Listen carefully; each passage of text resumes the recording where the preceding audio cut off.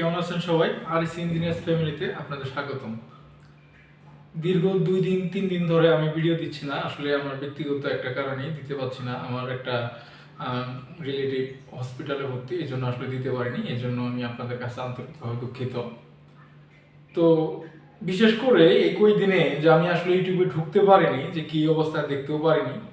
তো ম্যাক্সিমাম আমাকে সবাই যে কমেন্টসগুলো করছেন, সেই কমেন্টগুলোতে সবার একটা আগ্রহ যে এইচভিএসি ডিজাইন নিয়ে আগ্রহ। তো আপনাদের একটা জিনিস আমি বিভিন্নভাবে বলেছি যে আসলে ডিজাইন করতে গেলে কোন জিনিসগুলো আগে শিখতে হবে, কোন জিনিসগুলো আপনার আরো বেশি আগে যতটুকু জানেন আরো বেশি কিভাবে আয়ত্ত করতে হবে। এই জন্য প্রথমত আপনাকে অনেকেই চিন্তা যে অটোক্যাডটা শিখে ফেললেই মনে হয় ডিজাইনটা শেখা হয়ে যাবে। তো অনেকের ধারণা আমি তো মেনটেনেন্স করতেছি, ডিজাইনটা শিখলে আমি মনে হয় অনেক বড় চাকরি পাবো, আমি মনে হয় অনেক টাকা আয় করতে পারবো। আসলে ভাই বিষয়টা এত সহজ না। আপনি যদি মেনটেনেন্সে যদি মনে করেন যে আপনি সফল একটা অফিসার হয়েছেন, মেনটেনেন্স অফিসার, যে আপনি অল্পতেই খুব ভালো পজিশনে হয়ে যেতে, তাহলে আপনি চেষ্টা করে দেখতে পারেন যে আপনি ডিজাইন পারবেন কিনা। আপনি যদি মনে করেন যে আমি প্রজেক্ট ইঞ্জিনিয়ার, প্রজেক্টে আমার পারফরমেন্স খুবই ভালো, আমাকে সবাই প্রশংসা করতেছে, আমার অফিসের কলিগরা পছন্দ করতেছে, আমার বসরা পছন্দ করতেছে, তাহলে আপনি ডিজাইনটা শিখতে পারেন। আবার আপনার কাছে মনে হইতেছে তো আমি প্রজেক্ট করতেছি, প্রজেক্ট তো পারতেছি না, প্রতিদিন বসের কাছে ঝাড়ি খাচ্ছি, কলিগদের কাছে অপমানিত হচ্ছি, বা নিজের কাছে নিচে টেকনিশিয়ানরাও তেমন ভাবে দাম দিচ্ছে না, কারণ আমি প্রজেক্ট পারতেছি না। তো এই জন্যই যে আমি ডিজাইনটা শিখবো তা না। আপনি যদি প্রজেক্ট না পারেন, মেনটেনেন্স না পারেন, আপনি যদি আরো আদার্স যে কাজগুলো আছে এইসব কাজ যদি না পারেন, তাহলে আপনি কোনোদিনও ডিজাইন ইঞ্জিনিয়ার হতে পারবেন না। মেন কাজ তার মানে কি, আপনি যখন একটা ডিজাইন ইঞ্জিনিয়ার হতে যাবেন, অবশ্যই আপনাকে refrigeration and air conditioning, electrical department, mechanical department, সব ডিপার্টমেন্ট সম্বন্ধে আপনাকে বেসিক ধারণাগুলো থাকতে হবে, এবং কি এয়ার কন্ডিশনিং এর উপরে আপনার স্পেশাল বেসিকটা থাকতে হবে। যেমন আপনি যে কোনো টাইপের প্রশ্নগুলো আপনি অ্যান্সার দিতে পারবেন। যেমন আপনার ভেপার চিলার বলেন, ভেপার কম্প্রেসর চিলার বলেন, VRF বলেন, স্প্লিট টাইপ এসি বলেন, আপনি যদি এই স্প্লিট টাইপ এসি না চিনেন, চিলার কি এটাই না চিনেন, কিন্তু আপনি হইতে চান ডিজাইনার, তাহলে আপনি তো ডিজাইনার হতে পারবেন না। কারণ আপনি তো অনেকে হয়তো ভাবছেন যে অটোক্যাডটা শিখে গেলেই মনে হয় ডিজাইন। আপনার আগে বুঝতে হবে যে ডিজাইন কি আর ড্রয়িং কি। ডিজাইন হচ্ছে এই জিনিসটা একটা পরিকল্পনা করা, সিলেকশন করা। আপনার এই যখন একটা প্রজেক্ট আপনার কাছে আসবে, যখন একটা প্রজেক্টের ড্রয়িংটা আপনাকে দিবে, আপনি চিন্তা করতে হবে যে এই প্রজেক্টে কি টাইপের চিলার দিলে ভালো হবে, এখানে VRF করলে ভালো হবে নাকি স্প্লিট এসি করতে হবে, এই ডিসিশনটা আপনাকে নিতে হবে। আর আপনি যদি মনে করেন আমি অটোক্যাড পারি, খুব ভালো অটোক্যাড শিখছি, বাইরে থেকে কোচিং করছি, অটোক্যাডের অনেক বড় বড় ডিগ্রি নিচ্ছি অটোক্যাডের উপরে, কিন্তু আপনি তো ডিজাইনার না, আপনি তো জাস্ট অটোক্যাডের ড্রয়িংটা করতে পারেন, কিন্তু ডিজাইন তো করতে পারেন না। এই নয় যে আপনি আমরা তো ছোটবেলায় যখন 4-5-এ পড়ি, একটা জিনিস মনে করেন আমরা তো সবাই লেখা শিখছি, কলম দিয়ে লিখতে পারি, কম্পিউটারে টাইপ করে লিখতে পারি, এই বলে কি পরীক্ষার হলে কি আমরা সব কিছু লিখতে পারি? আপনি জিনিসটা শিখতে হবে, তারপরে আপনার ড্রয়িং করতে হবে। আর ড্রয়িংটা করবেন অটোক্যাডে, তার মানে আপনার আগে শিখতে হবে, তারপরে আপনার অটোক্যাডে ড্রয়িং করতে হবে। তাহলে বুঝতে পারছেন বিষয়টা? তো এই জন্য আপনারা যদি মনে করেন যে আমি অনলাইনে একটা কোর্স করে নিলাম অটোক্যাডের, হ্যাঁ করতে পারেন, এতে আপনার স্কিলটা বাড়বে। এই নয় যে আপনি অনলাইনে একটা কোর্স করলেন, এখন তো দেখতেছি চতুর্দিক শুধুমাত্র এই কিছুদিন আগে একটা ফেসবুক গ্রুপে দেখলাম যে অবসর টাইমটা কাজে লাগিয়ে এইচভিএসি ডিজাইনার হন। এত সহজ ভাই? যে অবসর টাইমে কাজে লাগায় কেউ কোনোদিনও ডিজাইনার হতে পারবে না। যদি পারে তাহলে ওই যে লাখে একজন। আপনাকে অবশ্যই ডিজাইনটাকে ফুল টাইম নিতে হবে, এবং কি জান প্রাণ দিয়ে চেষ্টা করতে হবে।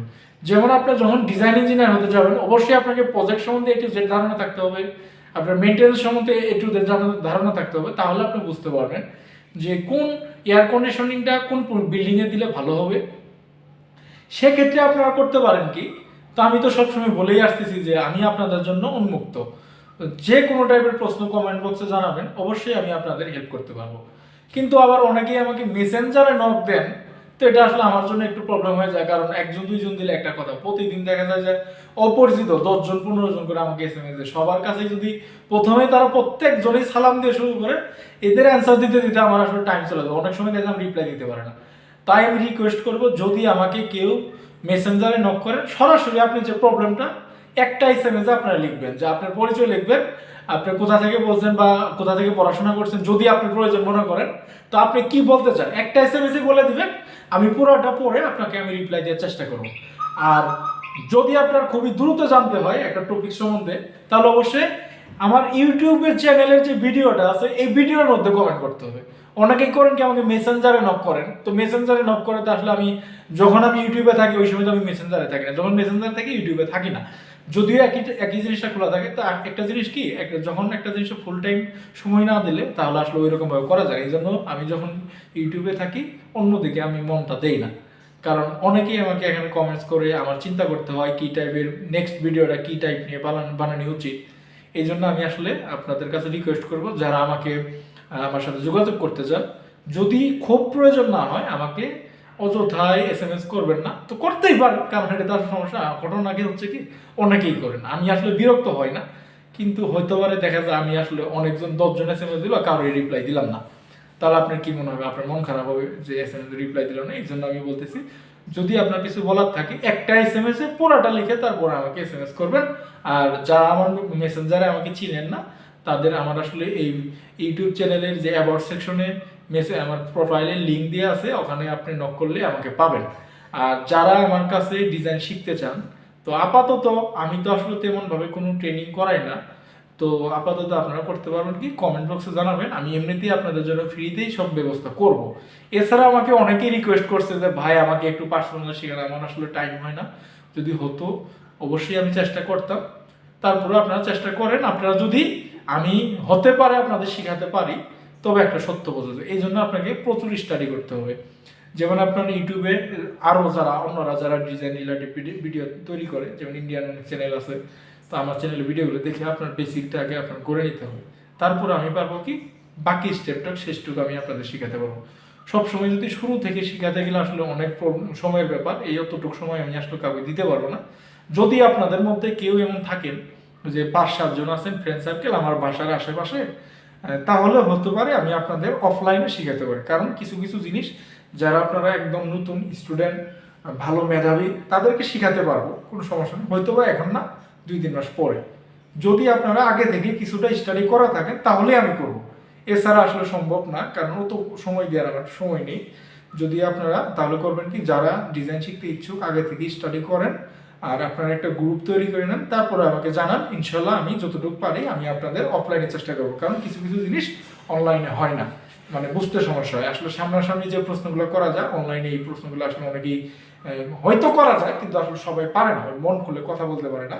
তো আমি নতুন একটা প্ল্যানিং করছি, অনেকদিন ধরেই ভাবছি, যারা আসলে অতি আগ্রহী, মানে আসলে তো ইঞ্জিনিয়ারিং জবটা একটা ভালোবাসা কাজ করে, যে এই কাজটা আমার শিখতেই হবে, যারা এরকম পাগল আছে এইচবিএসি নিয়ে পাগল যারা, তাদেরকে আমি বলছি, তারা আপনারা যদি একটা গ্রুপ করেন, আগে থেকে 2-3 মাস স্টাডি করেন, তারপরে আমাকে জানান, আমি ইনশাল্লাহ আপনাদের নিয়ে আমি একটা প্ল্যান করতেছি।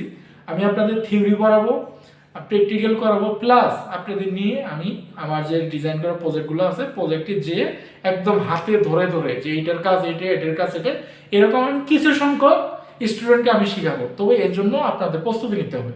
তো আশা করি বুঝতে পারছেন, যারা আমার চ্যানেলটি এখন সাবস্ক্রাইব করে নেন দ্রুত সাবস্ক্রাইব করে নেন, আর যারা করেছেন তাদেরকে অসংখ্য ধন্যবাদ। আসসালামু আলাইকুম।